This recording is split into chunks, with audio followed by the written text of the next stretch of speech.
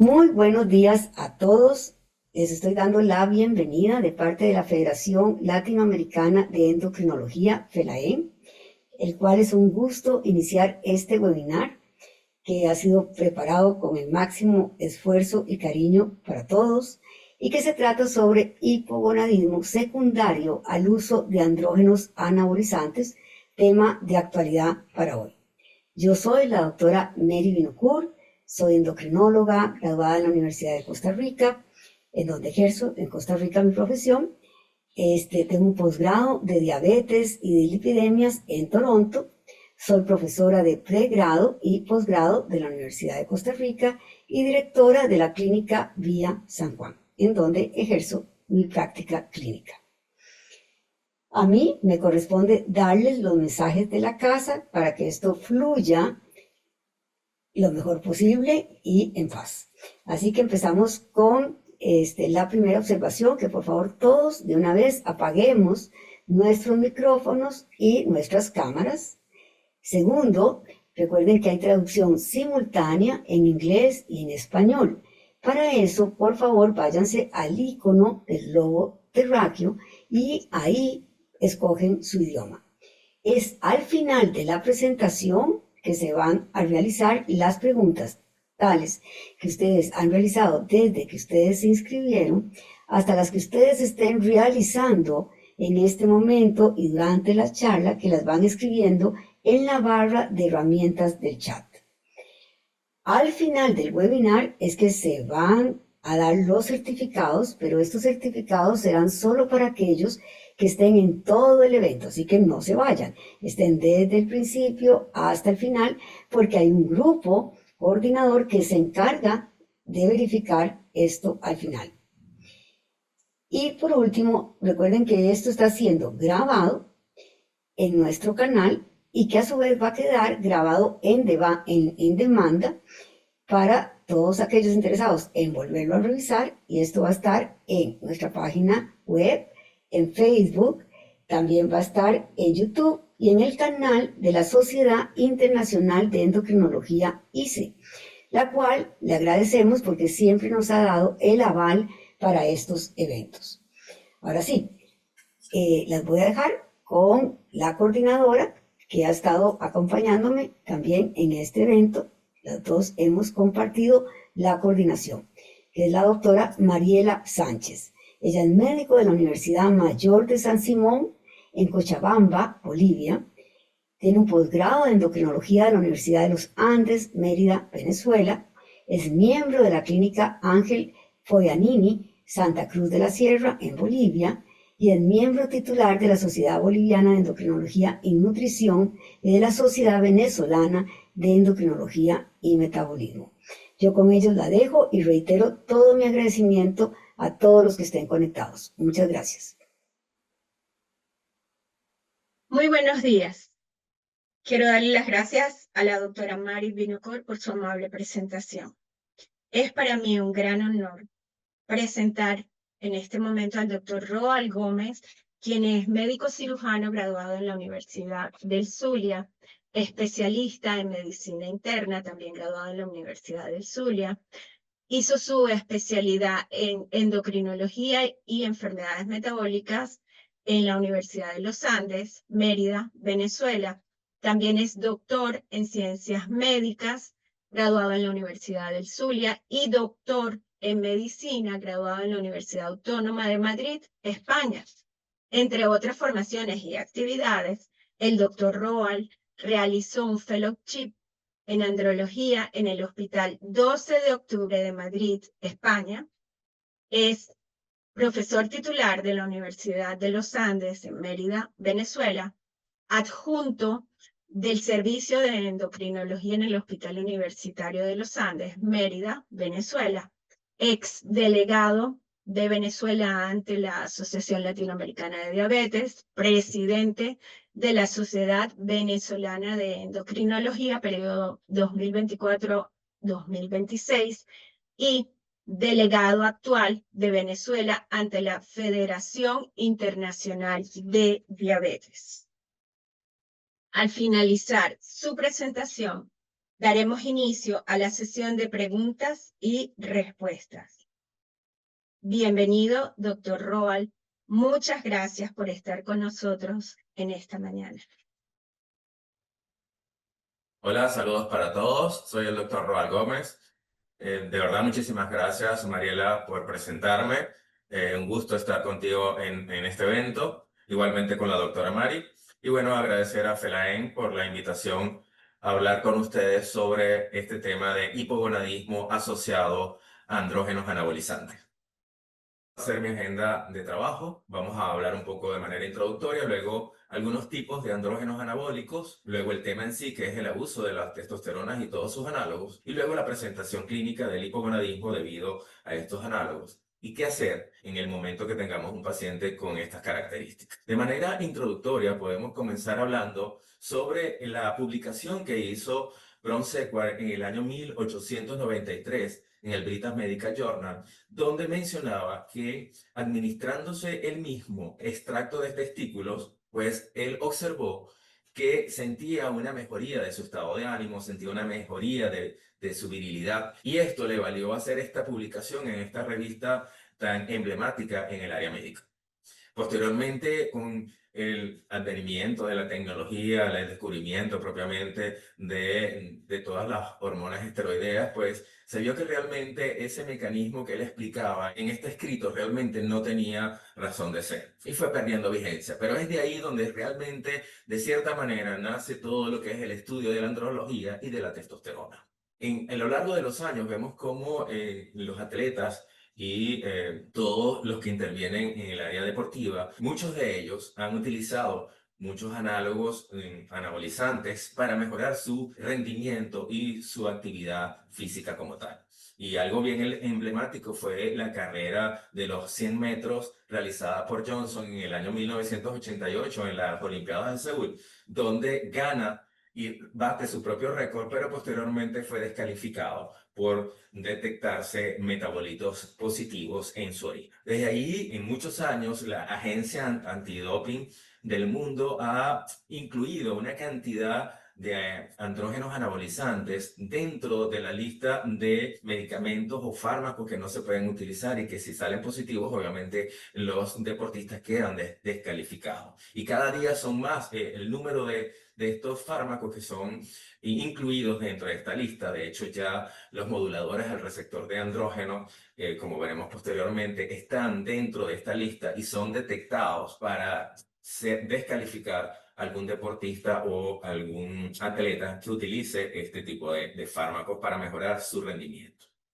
Pero vemos que a nivel mundial pues se ha visto un aumento progresivo de la utilización de testosterona y de sus análogos y de sus ésteres básicamente, y vemos como en países como Estados Unidos, en el Asia, vemos en la India y en China como hay un aumento de la utilización de estos fármacos. Igualmente vemos en Latinoamérica como en México y en Brasil. Quizás los otros países no aparecen porque realmente no existe una estadística de ellos donde determine la utilización de estos fármacos.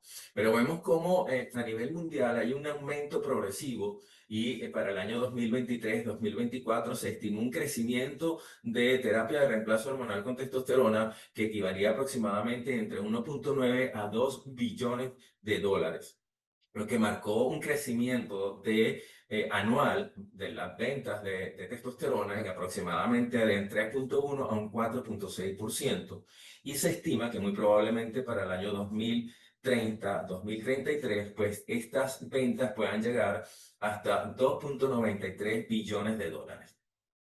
¿Y a qué se debe todo este aumento de la utilización de testosterona? Pues indiscutiblemente se ha visto cómo hay un aumento en la prevalencia del hipogonadismo, y es que tenemos una población que cada día pues envejece más, hay una mayor longevidad de la población, y eso hace que indiscutiblemente pues vaya detectándose en mayores grupos de nuestra población esta condición de hipogonadismo. Pero además hay un incremento del conocimiento y del diagnóstico de este estado, no solamente desde el punto de vista clínico de los médicos, sino también el mismo paciente es capaz de definir de cierta manera, que tiene síntomas del estado hipogonadal, y eso básicamente está dado por toda la información que se da a través de las redes sociales actualmente, donde el paciente se hace consciente de este cuadro clínico.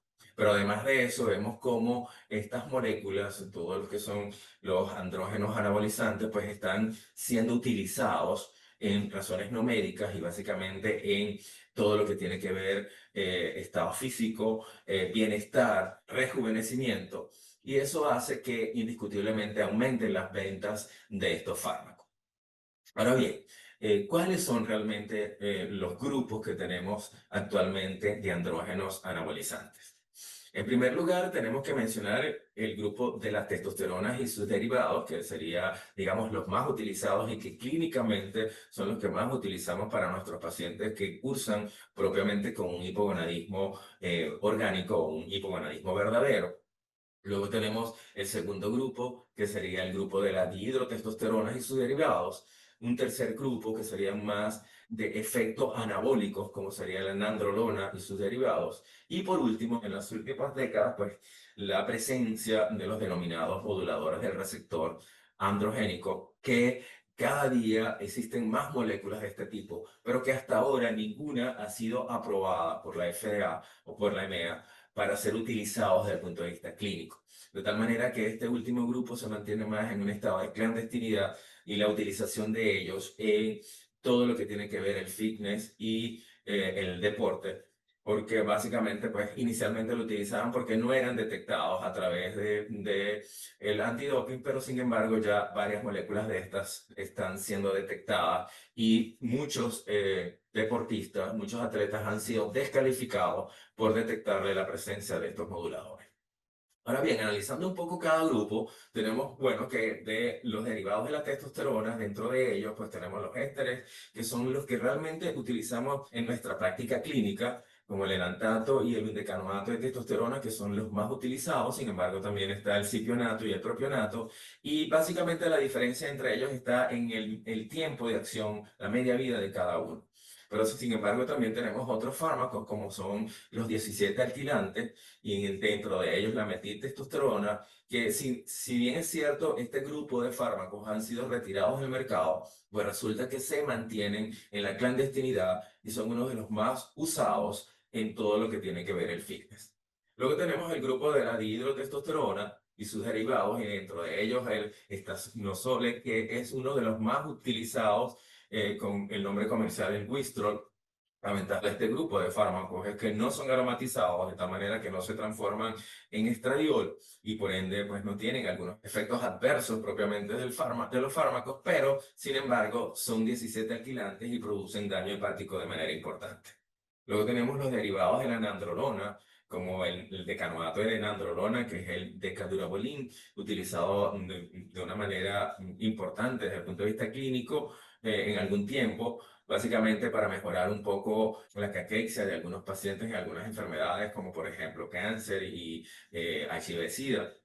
Igualmente la trembolona. Estos medicamentos tienen mayor efecto anabólico y menos acción virilizante, de tal manera que el sexo femenino utiliza más este tipo de fármacos para aumentar masa muscular. Y por último, como les mencionaba, los SARS, que son los más nuevos y que tentativamente dan una luz de utilización para ciertas condiciones particulares, porque actúan en ciertos tejidos específicos. Existen varias publicaciones y varios estudios que se están llevando a cabo en diferentes entidades clínicas, como en lesiones de la médula espinal, en caquexia producto de enfermedad obstructiva crónica pulmonar, en cáncer de mamas en fase ya metastásicas y también en cáncer de próstata. Sin embargo, hasta ahora los resultados no han sido resaltantes y ninguno de estos SARS realmente han sido aprobados para alguna patología. De tal manera que el mercado de estos SARS se mantiene todavía en la clandestinidad y pues existen varios en el mercado y además se venden de manera ilegal para la mejoría desde el punto de vista de masa muscular, la mejoría de la resistencia en las actividades físicas. Ahora bien, ¿De dónde viene todo esto del abuso de la testosterona? Pues básicamente de que a mayor dosis de estos fármacos, pues se gana mayor masa muscular y se gana mayor resistencia, mayor fuerza. Aquí vemos en este estudio que fue publicado hace algunos años, como vemos que a medida que aumentamos la dosis en individuos sanos, no, sin enfermedad, vemos cómo aumenta la masa libre de grasa, es decir, la masa muscular. Y similarmente vemos cómo aumenta también la fuerza a medida que aumentamos la dosis. Uno de los estudios más emblemáticos ha sido el publicado en el año 1996 en el New England Journal of Medicine, donde se compara pacientes que hacen ejercicio y que no hacen ejercicio, y además de eso se determina la fuerza muscular, la masa muscular, y se observa que una dosis alta de testosterona, pues el paciente puede lograr aumentar no solamente la masa muscular, sino también la fuerza muscular, pero que indiscutiblemente cuando ese paciente hace ejercicio, pues la masa muscular que gana es mucho mayor y la fuerza muscular que gana es también de alto nivel. De tal manera que si nosotros estamos utilizando una sobredosis de testosterona o de sus ésteres, o igualmente de alguno de estos análogos, pues vamos a tener un aumento de masa muscular y vamos a tener también un aumento de la resistencia y de la fuerza. ¿Cómo podemos definir el mal uso de testosterona? Pues básicamente lo podemos definir como aquella utilización de la misma o de sus análogos o de sus ésteres sin prescripción clínica propiamente. Es decir, hablamos de abuso de la testosterona o de los andrógenos sintéticos cuando se utilizan esto no de manera médica, sino se utilizan para mejorar la actividad física, para mejorar la masa muscular en el caso del fisicoculturismo, o de otras razones, bien sea recreativas, cosméticas o ocupacionales. Existen varios patrones de utilización de estos ésteres androgénicos anabolizantes, y el abuso de ellos puede ser de una manera de apilamiento donde básicamente se usan dos o más andrógenos de manera progresiva a dosis incrementadas, que van siendo incrementadas progresivamente, o de manera cíclica, donde tenemos el uso intermitente de estos ésteres de una manera donde vamos a tener un periodo de utilización de los mismos y un periodo que se llama de holiday o un periodo de descanso. Y básicamente esto está dado porque, bueno, a mayor dosis, mayor masa muscular. Y vemos cómo entonces tenemos una persona atlética natural que básicamente no utiliza estos anabolizantes, pues simplemente tiene una reacción natural de síntesis de testosterona y de hidrotestosterona, y ella va a activar la síntesis de proteína y va a mejorar la masa muscular por supuesto, con una dieta adecuada. Tenemos aquellas personas que utilizan estos anabólicos a dosis baja, y básicamente pues la administración de testosterona o de las ésteres o los anabolizantes van a tener un efecto anabólico importante para aumentar masa muscular, pero van a tener un efecto virilizante que actúa donde pueden haber efectos propiamente de exceso de andrógenos. Pero además de eso, tenemos aquellos que no solamente usan dosis altas, sino dosis combinadas, y eso condiciona no solamente ese efecto androgénico virilizante, sino también se suman los efectos adversos de estos fármacos, como son la aromatización, y por ende pueden haber síntomas de efecto estrogénico, como son la ginecomastia, como es la galactorrea. Pero además de eso, algunos de estos fármacos, sobre todo los 17 alquilantes, que son los de administración oral, pueden condicionar daño hepático importante.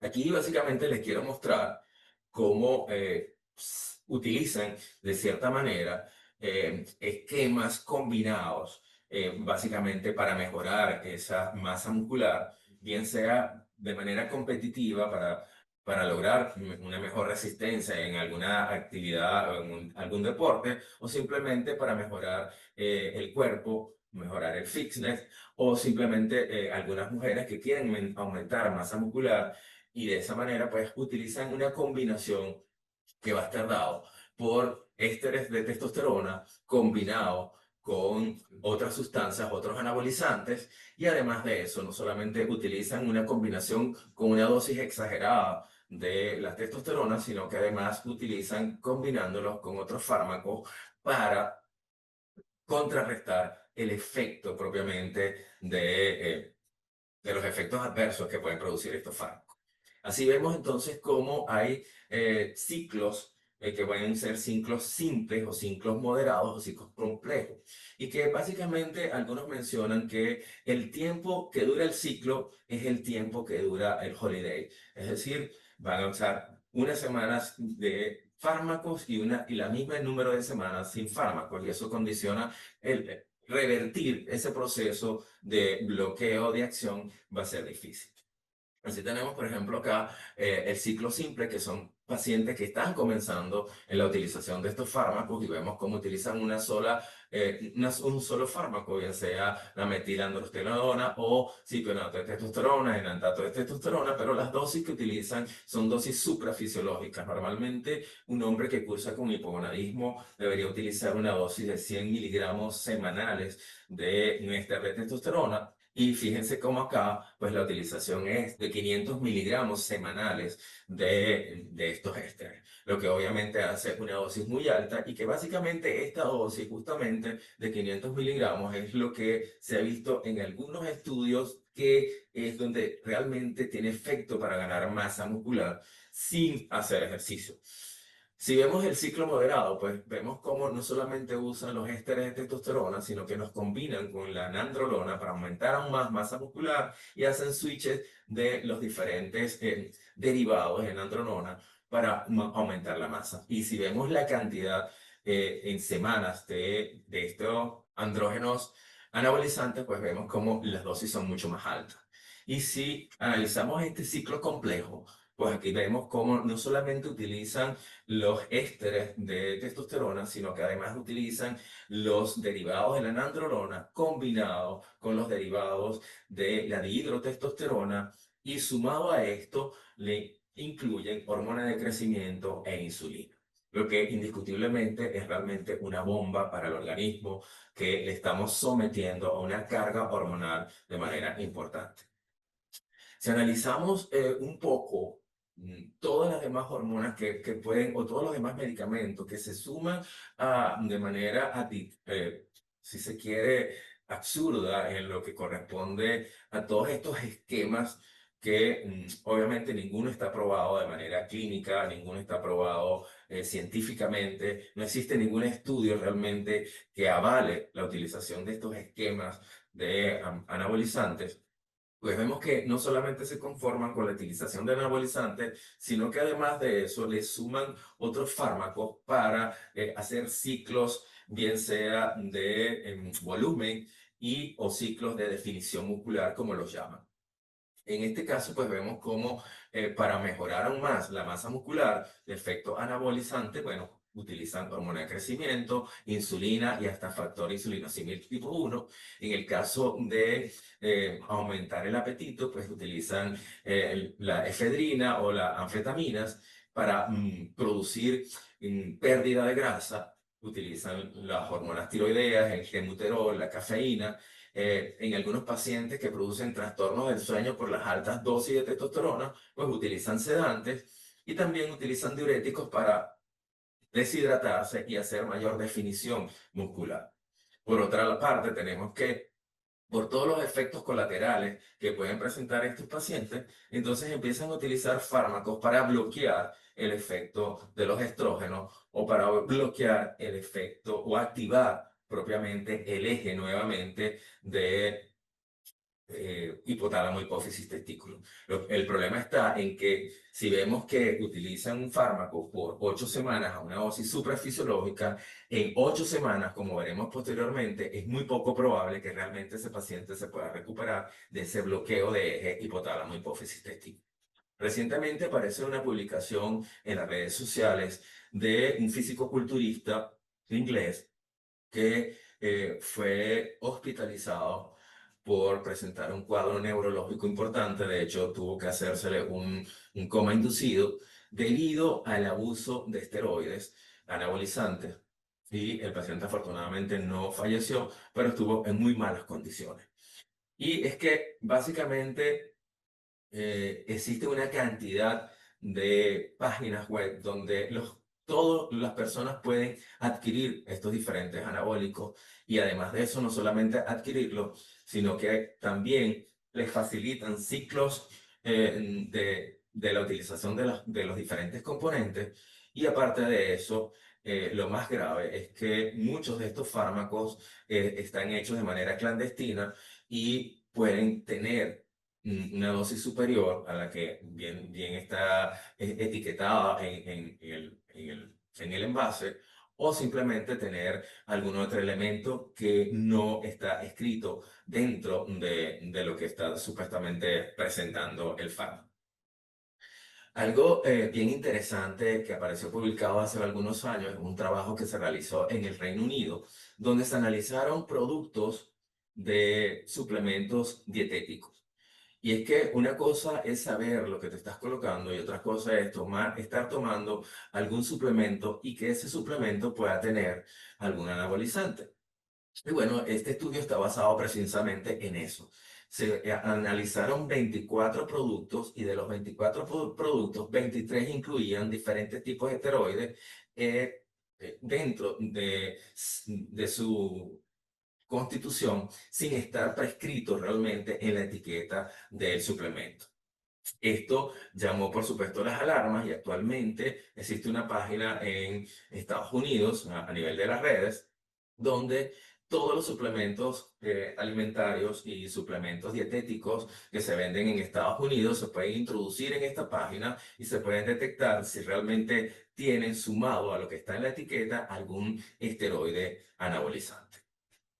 Bien, entonces así tenemos que el aumento de la utilización de estos andrógenos anabolizantes condiciona que haya una afectación propiamente del eje gonadal, conllevando, por supuesto, a un bloqueo completo por el exceso de andrógenos, el exceso de testosterona y de hecho, en algunos casos, cuando utilizamos ésteres de testosterona, pues el bloqueo completo no solamente por la testosterona, sino también por los estrógenos. Entonces, esto condiciona que haya un defecto propiamente del eje hipotálamo, hipófisis en gónada. Si bien es cierto que en el estado de hipogonadismo orgánico, donde tenemos un daño, bien sea a nivel testicular o a nivel hipofisario o a nivel hipotalámico, pues vamos a tener un defecto de la producción de testosterona. Si el daño está a nivel del testículo, pues obviamente no hay producción de testosterona y esto produce un efecto de feedback, si se quiere positivo, donde hay un aumento de la gonadotropina, porque no hay producción de testosterona. En el caso que tengamos un daño de la hipófisis, pues tengamos un daño hipotalámico, entonces no hay secreción, si bien el daño está a nivel hipotalámico, no hay secreción de GnRH y esto condiciona una no producción del HFSH y por ende no hay estimulación testicular. O si tenemos una lesión propiamente a nivel de la adenohipófisis, entonces no hay secreción del HFSH y por ende no se produce testosterona. Estos serían los estados orgánicos de hipogonadismo. Pero ¿qué pasa realmente en un paciente que está recibiendo de manera exógena una dosis alta de un andrógeno anabolizante? Estos andrógenos anabolizantes básicamente van a producir un bloqueo completo del hipotálamo y la hipófisis, conllevándola a una no secreción tanto de LH como de FSH, y por ende vamos a tener que esas células de Leydig, donde actúa la LH para producir testosterona, pues los niveles de testosterona van a caer. Los niveles endógenos. El paciente va a tener niveles altos de testosterona porque son testosteronas exógenas, pero el eje va a estar completamente dormido. Si vimos la manera como se aplican estos esquemas, donde de manera cíclica se colocan una semana los análogos de testosterona, los ésteres de testosterona, y luego no se los colocan, pues en ese momento que no se están colocando, dependiendo del tipo de éster de testosterona que se estén colocando, el paciente va a caer en una fase de hipogonadismo.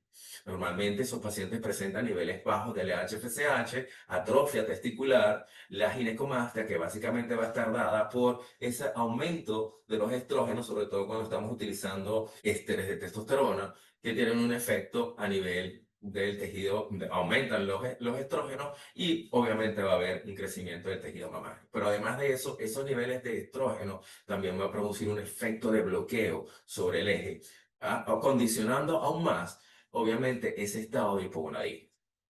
Además de eso, el paciente empieza a presentar propiamente síntomas, porque una vez que está en esa etapa de euforia con niveles altos de testosterona, luego cae en una fase de baja testosterona y además que el eje no responde, el paciente se va a sentir fatigado, con depresión, con bajos niveles de la libido, con disfunción eréctil. Y cada día vemos más jóvenes que presentan esta sintomatología, disminución de la libido, aumento de la disfunción eréctil, que básicamente está muy probablemente asociada a la utilización de manera exógena de estos ésteres de testosterona.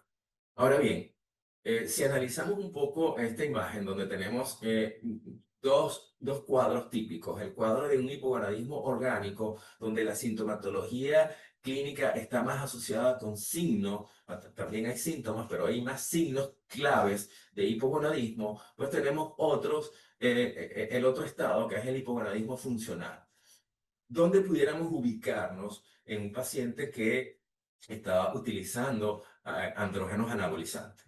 Tenemos que el paciente que cursa con hipogonadismo orgánico pues tiene una reducción del vello corporal, tiene anemia crónica, ginecomastia, por ese desbalance de la relación estrógeno-testosterona, tiene una disminución de la densidad mineral ósea y disminución del volumen testicular y de la masa muscular. En el otro lado tenemos al paciente con hipogonadismo funcional, donde es un paciente que tiene mayor obesidad, un paciente que no tiene signos propiamente, sino tiene más síntomas. Este paciente tiene un volumen testicular normal, tiene una densidad mineral ósea que puede estar normal, el vello corporal en la mayoría de los casos está bien. Ahora bien, aquí no pudiéramos ubicar ni en uno ni en otro esos pacientes con hipogonadismo por andrógenos anabolizantes, porque realmente el paciente con andrógenos anabolizantes tiene una sumatoria de estas características de ambos pacientes. Si analizamos un poco, un paciente que cursa con exceso de andrógenos anabolizantes, pues puede tener ginecomastia, va a tener un volumen testicular pequeño, pero tiene buena masa muscular y tiene vello corporal, sí, ese no se va a afectar. En el caso del lado derecho vemos que hay obesidad, pero normalmente estos pacientes, mientras estén utilizando los anabolizantes, no tienen mayor obesidad. Sin embargo, cuando dejan de utilizar estos fármacos, entonces estos pacientes empiezan a aumentar el tejido graso y se empiezan a tener un índice de masa corporal aumentado a expensas de tejido graso, lo cual los hace con sobrepeso y con obesidad.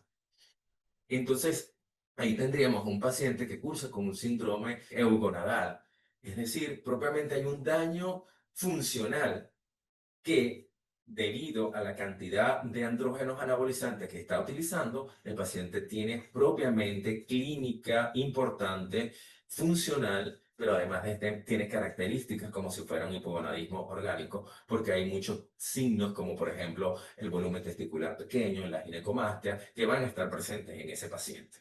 Ahora bien, ¿qué factores contribuyen a revertir ese estado de hipogonadismo? Pues los factores que influyen son, primero, el tiempo que haya durado el ciclo de la utilización de los andrógenos, la dosis que haya utilizado. Si la dosis es muy alta, pues obviamente la probabilidad de bloqueo del eje es mayor y eso hace que la revertibilidad del proceso sea más lenta. La edad del paciente es mucho más fácil un individuo joven que un paciente de mayor edad. Y por supuesto, los niveles de testosterona. Entre más altos estén los niveles de testosterona en sangre, pues obviamente el bloqueo va a ser mayor. Y entre más altos estén los valores de estrógeno, el bloqueo va a ser mayor y va a ser más difícil hacer la reversión. El proceso es que el problema está en que estos pacientes, cuando suspenden el ciclo, creen que con el postciclo van a resolver el problema y no es así.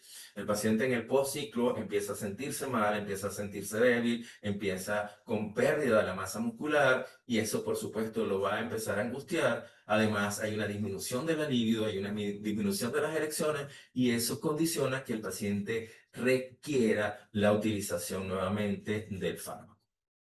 Acá les traigo algunos estudios analizando un poco cuáles las características clínicas que presentan estos pacientes con la utilización de los ésteres de andrógenos anabolizantes. Y vemos este estudio bien interesante donde se analizaron 50 individuos que estaban utilizando esteroides androgénicos, de los cuales casi el 79% eran realmente físicos, si se quiere, deportistas recreacionales, no deportistas de competencia, y entonces esto obviamente hace alarmar un poco. Si analizamos desde cuándo comenzaron a utilizar estos ésteres, pues vemos que el 1,6% lo empiezan a utilizar desde la adolescencia, pero llamaba la atención de que cuando le hicieron la pregunta a todos desde cuándo estaban utilizando estos fármacos, el 25% mencionaba que desde la adolescencia utilizaban esteroides androgénicos. Y desde el punto de vista de cuánto tiempo estaban usando estos fármacos, fíjense que la gran mayoría utilizaba más de un año, casi el 50% lo utilizaba entre 1 y 3 años, y si hacemos una sumatoria, pues prácticamente el 95% utilizaba o utiliza estos esteroides androgénicos más de un año. Con respecto a cuáles fármacos pueden utilizar, pues se dan cuenta que existe una combinación de fármacos, tanto de preparaciones inyectables como de preparaciones orales. Y recordemos que la mayoría de las preparaciones orales son 17 alquilantes y que producen una alteración hepática importante, daño hepático importante, lo cual pone en riesgo a todos estos pacientes. Lo más interesante de este estudio es que el 95% de los utilizadores de esteroides androgénicos pues utilizaban dosis combinadas, es decir, eran ciclos moderados a complejos. Y fíjense las dosis que utilizaban, casi el 95% utilizaban más de 500 miligramos de testosterona a nivel semanal, lo que hace que sea una dosis suprafisiológica. Con respecto a los efectos que presentaban estos pacientes, el 70% experimentó por lo menos 3 efectos adversos y de ellos el 61% tenía conocimiento acerca de los efectos adversos que podía presentar con la utilización de estos fármacos. Pero si se dan cuenta, con relación al estado de hipogonadismo, tenemos que el 63% tenía una atrofia testicular presente y el 24,6% disfunción sexual y 23% ginecomastia. Es decir, que la sintomatología propiamente de hipogonadismo estaba presente en un alto porcentaje de este grupo de pacientes. Y obviamente no solamente por el estado de la utilización y el bloqueo del eje, sino que además de eso también por el aumento de los niveles de estradiol, y eso hace que no solamente se bloquee el eje, sino que además de eso la presencia de ginecomastia está asociada a esos altos niveles de estrógeno. Ahora bien, con respecto a la función de reproducción en estos individuos, ¿qué pasa? Pues fíjense en este estudio donde se comparan usadores de andrógenos versus individuos que no utilizan andrógenos, y fíjense cómo la tasa de fertilidad está disminuida en aquellos pacientes que utilizan andrógenos en comparado con el grupo por control de una manera estadísticamente significativa. Sin embargo, después que suspenden estos fármacos, pues se recuperan y ven que en las clínicas de reproducción asistida, pues no hay diferencia estadísticamente significativa en ambos grupos. Sin embargo, el diagnóstico de infertilidad fue mayor en el grupo de usadores de andrógenos versus el grupo de pacientes que no utilizaban los andrógenos. Ahora bien, en este mismo estudio se vio que la tasa de fertilidad en aquellos individuos que utilizaban andrógenos anabolizantes era más baja que en aquellos del grupo control, y lo cual fue estadísticamente significativo. Sabía que hubo una tasa por debajo de un 26%.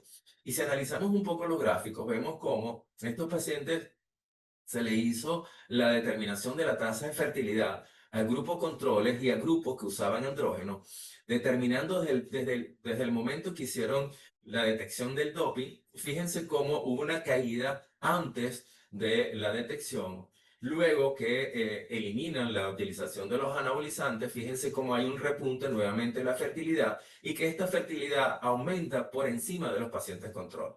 Si vemos en la gráfica del lado derecho, fíjense cómo los pacientes que utilizan anabolizantes en el momento que lo están utilizando hay una caída de la fertilidad, pero posteriormente al tiempo, pues esta fertilidad se recupera.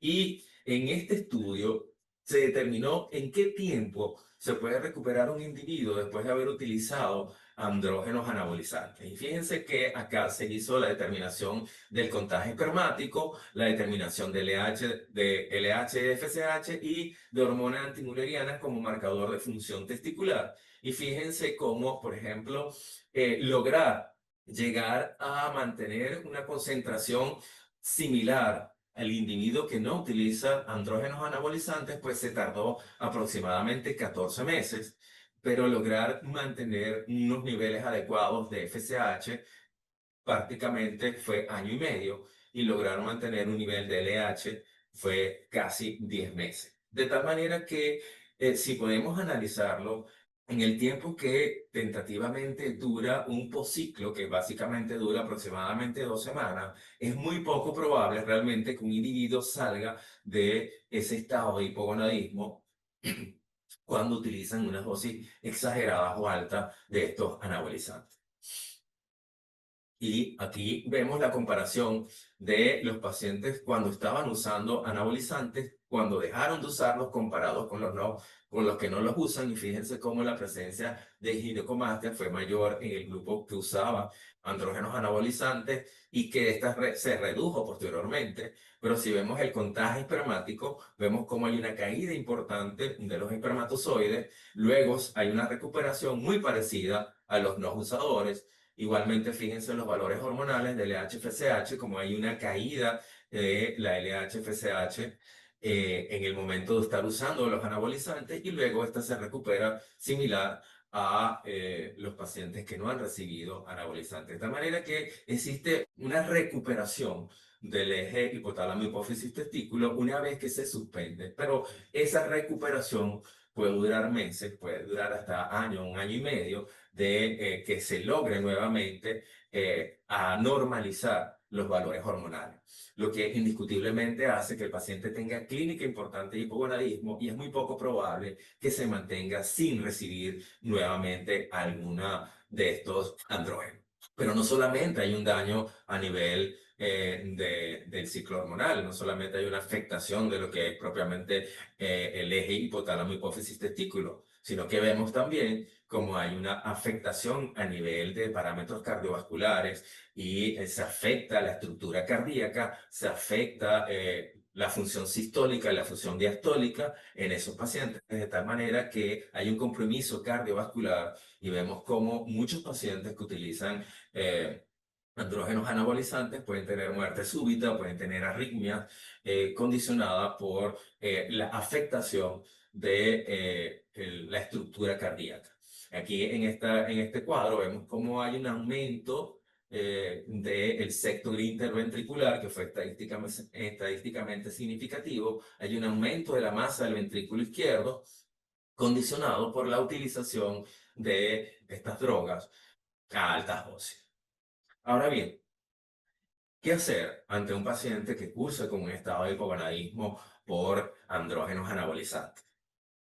Tenemos que, vamos a ver qué hacen normalmente y qué muestran las redes de estos pacientes de boca a boca y qué se debería hacer, qué deberíamos hacer nosotros como médicos en estas condiciones. En primer lugar, una testosterona que esté baja por efecto propiamente de la utilización de dosis altas en cierto momento y el paciente cae en una fase de hipogonadismo. Pues normalmente, ¿qué es lo que hacen? Ellos utilizan los SER, utilizan los moduladores del receptor de estrógeno, básicamente para estimular el eje y que vuelva a haber una producción de testosterona. Sin embargo, se ha visto como estos posciclos realmente no son tan efectivos como ellos consideran y lo ideal que se debería hacer es suspender inmediatamente los ésteres androgénicos anabolizantes y comenzar un protocolo de acción que puede ser con la utilización de SERS, con la utilización de gonadotrofina coriónica, o dar una terapia de reemplazo con testosterona de dosis progresiva de disminución para poder activar el eje. Luego, en el caso de que el paciente tenga una ginecomastia, normalmente ellos que hacen el postciclo, pues utilizan tamoxifeno, utilizan inhibidores de aromatasa y utilizan cabergolina o algo de bromocriptina, que realmente no tiene sentido.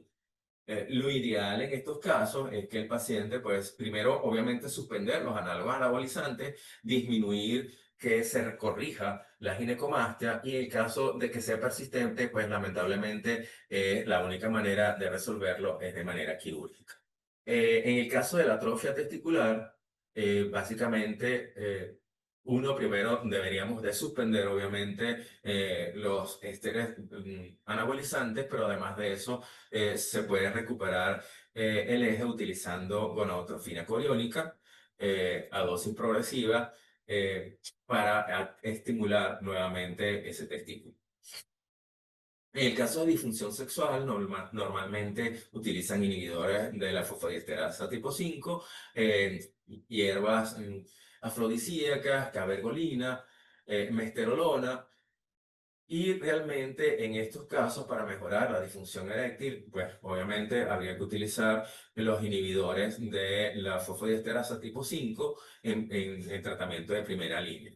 No se recomienda estar utilizando ningún tipo de hierbas. Actualmente existen una cantidad de hierbas afrodisíacas que además tienen ciertas mezclas de fitoestrógenos y eso en vez de mejorar la situación lo que puede es empeorar porque pueden bloquear aún más el eje.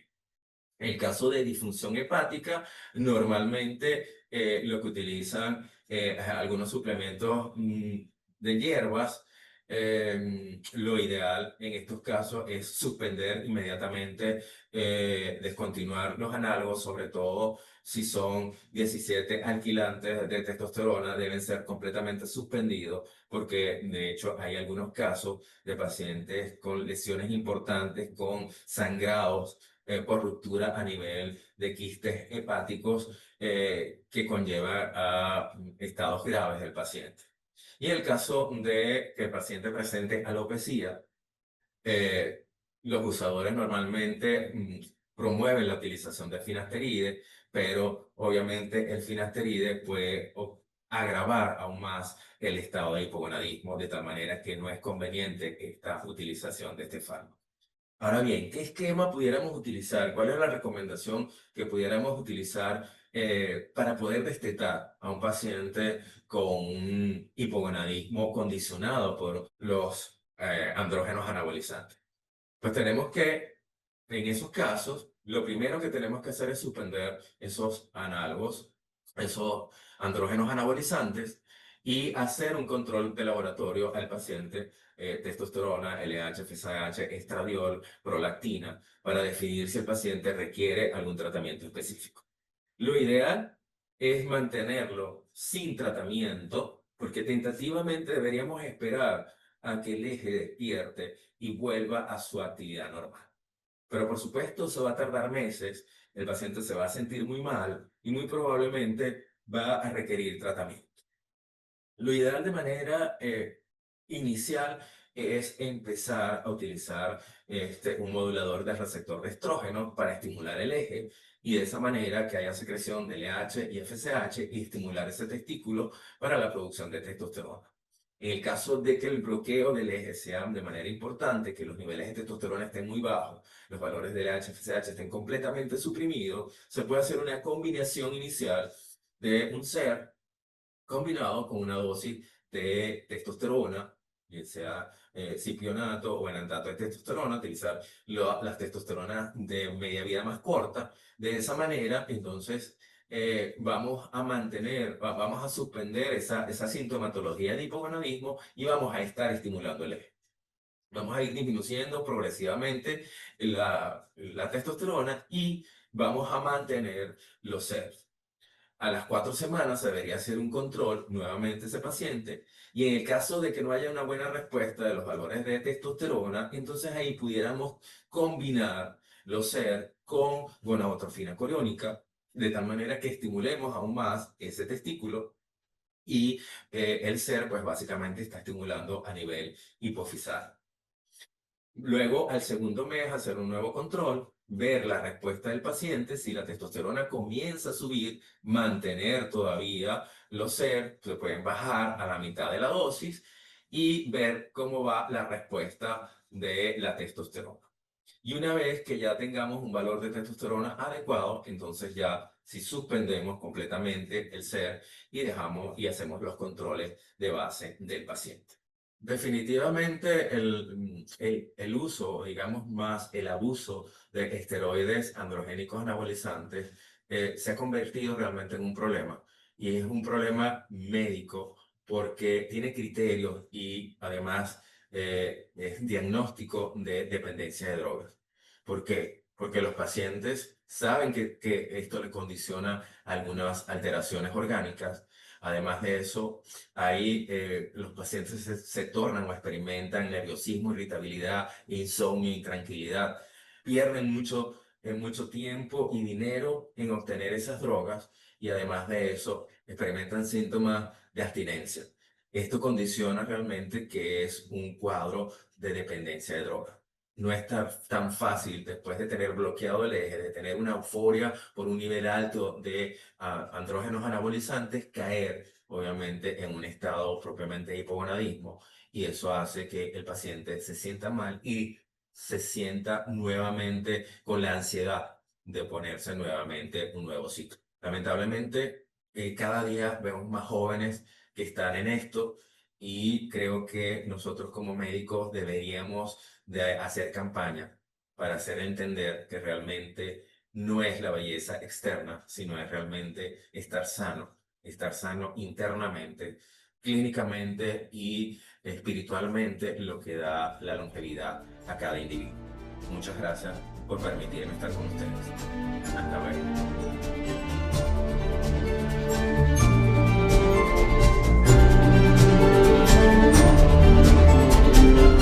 Bien, muchísimas gracias, doctor Roal. Orgullosa de haber pertenecido al posgrado de endocrinología en Mérida.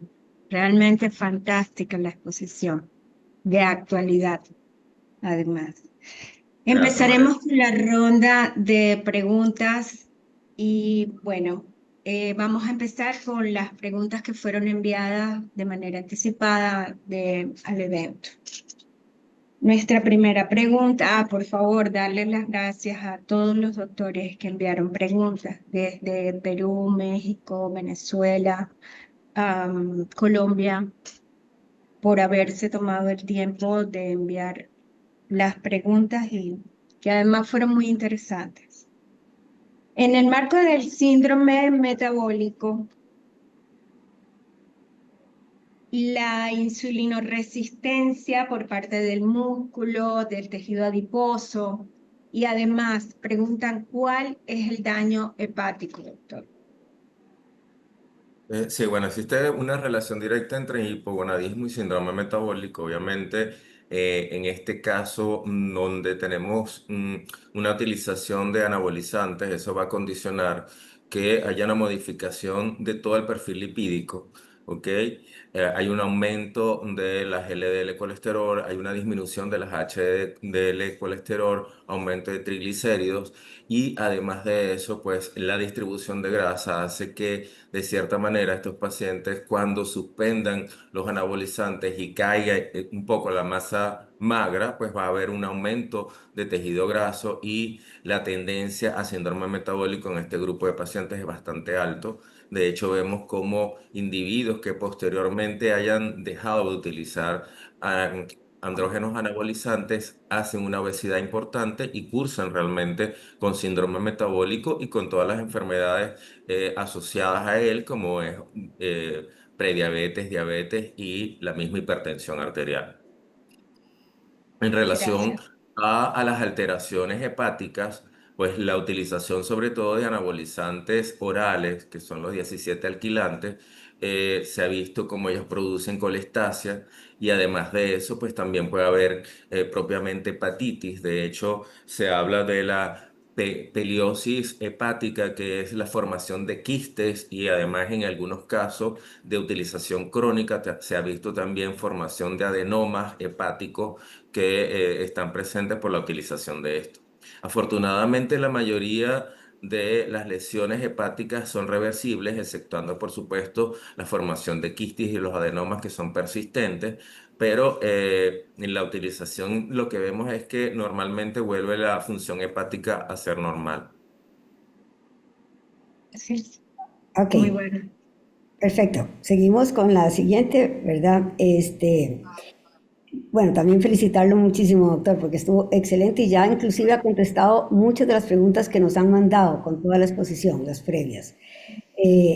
Tengo acá a la doctora Dafne Abascal de México, a la doctora Liliana Mejía de Colombia, a la doctora Rosana Pérez de Perú, que unimos esas preguntas de ellas relacionado a pacientes que han usado años anabólicos y buscan embarazo, que cuál sería el mejor esquema para estimularlos y poder llegar al embarazo de estos hombres para mejorar su espermatogénesis. Y otro de ellos nos pregunta que qué pasa si no hay hormona gonadotropina coriónica en su país. Bien, lo primero que tenemos que hacer indiscutiblemente es suspender todos estos análogos anabolizantes que mantienen bloqueado el eje y sobre todo la utilización de los ésteres de testosterona que, si bien es cierto, mejoran el estado de hipogonadismo, pues bloquean aún más el eje y hay una disminución de la producción de los espermatozoides. ¿Qué es lo que tenemos que usar? Pues utilizar algún estimulante del eje y dentro de ellos los SER, que son los moduladores del receptor de estrógenos, que básicamente son los que utilizamos en primera línea para estimular el eje. Hay que hacerle claro al paciente de que no es algo que ocurre de un día para otro. Primero tenemos que estimular el eje, mantener un nivel adecuado de testosterona y posteriormente recordemos que la maduración de los espermatozoides dura 3 meses, de tal manera que el tiempo de recuperación va a ser aproximadamente entre unos 6, 9 meses hasta 2 años. Vemos cómo el paciente se recupera. A veces tenemos pacientes que van a la consulta el primer año, luego se pierden y ya después vienen con su bebé en las manos porque realmente no es un periodo tan corto y sobre todo va a depender de la dosis que estén recibiendo de anabolizantes y el tiempo que lo estén recibiendo. A mayor tiempo, a mayor dosis, indiscutiblemente que la reversibilidad del eje va a ser más tardío. Y también depende, por supuesto, de la edad. Vemos que cuando son individuos jóvenes la respuesta es mucho mejor. Cuando son individuos ya de mayor edad, la respuesta es mucho más lenta. Perfecto. Justamente está respondiendo a varias preguntas que nos están haciendo en vivo. Doctor, ¿cuál es el impacto sobre el metabolismo óseo? Pregunta la doctora Yajaira Monsalve de Venezuela. Bien, en la utilización de los anabolizantes, indiscutiblemente vemos que eso tiene un efecto importante en hueso. Sabemos cómo las hormonas esteroideas pues, favorecen la maduración de hueso. En el caso de adolescentes, y vimos, por ejemplo, en los estudios como prácticamente el 25% de los que utilizan dosis altas de anabolizantes comienzan en la etapa de adolescencia, pues vemos cómo hay un cierre temprano del hueso y eso condiciona pues una disminución de la talla final del individuo. Además de eso pueden haber lesiones también tendinosas condicionadas porque hay un aumento de la fuerza y el individuo se exacerba en utilizar aún mayores pesos y esto puede lesionar a nivel muscular.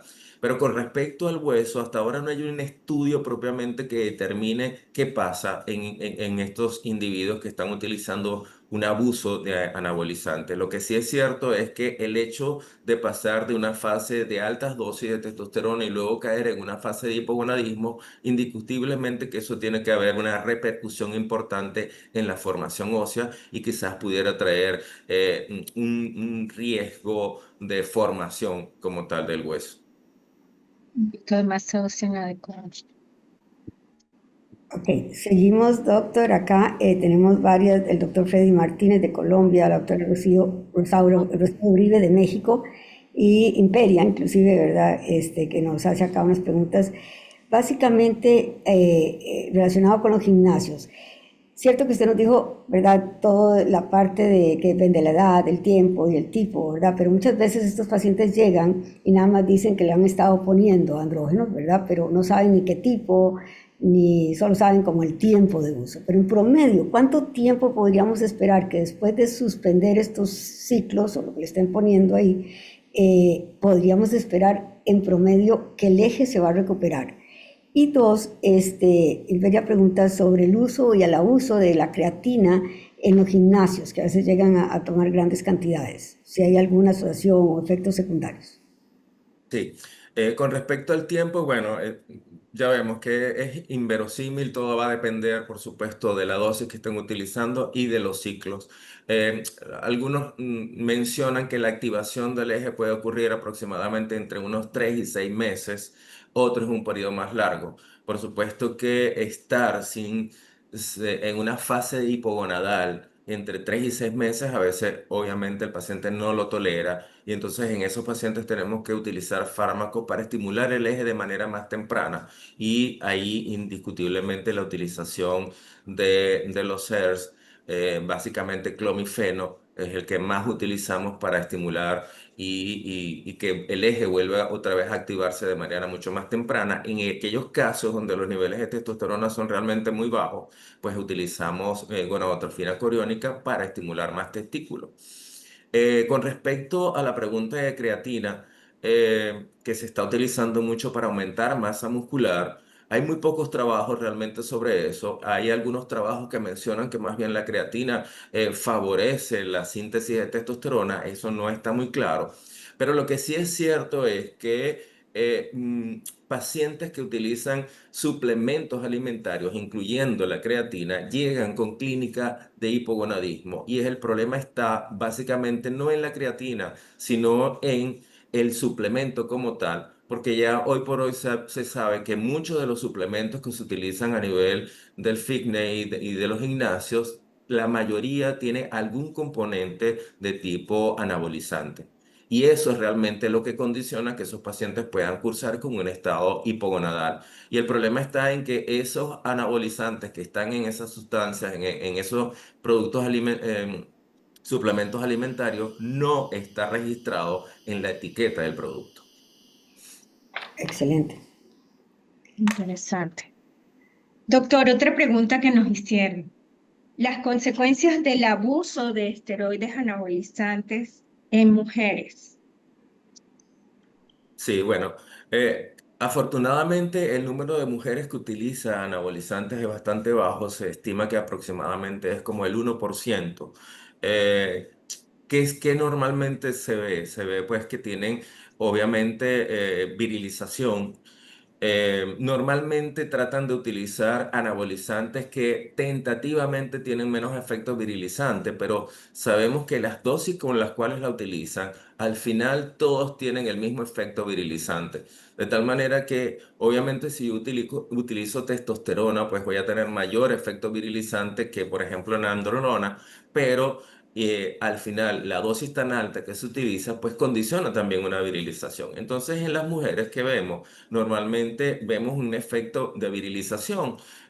Puede haber acné, puede haber hirsutismo, puede haber disminución del tejido mamario, trastornos menstruales, lo vemos muy frecuentemente. Estas pacientes empiezan con trastornos menstruales, puede haber también cambio de la voz. Y lo más importante es que el cambio de la voz no se modifica a pesar de haber suspendido posteriormente. Igualmente la clitoromegalia no se modifica después de haber suspendido este tipo de anabolizante. Además de eso, pues el riesgo de enfermedad cardiometabólica está elevado en este grupo de chicas. ¿Por qué? Porque tienen un perfil lipídico alterado, donde hay una disminución de las HDL, aumento de las LDL colesterol, y eso indiscutiblemente aumenta el riesgo cardiovascular. Excelente. No sé si nos queda tiempo para las preguntas en vivo. Yo creo que podríamos hacer unas, doctora Mari. Sí, claro. Me parece. Aquí hay algunas que podríamos ver sobre efectos secundarios. Unos nos preguntan sobre el hematocrito, que hacer. Otros nos preguntan sobre el pellet de la mujer, que les ponen el pellet, si esto es igual que lo que hablaba ahora el doctor Roald. Si quiere contestarnos estas mientras tanto.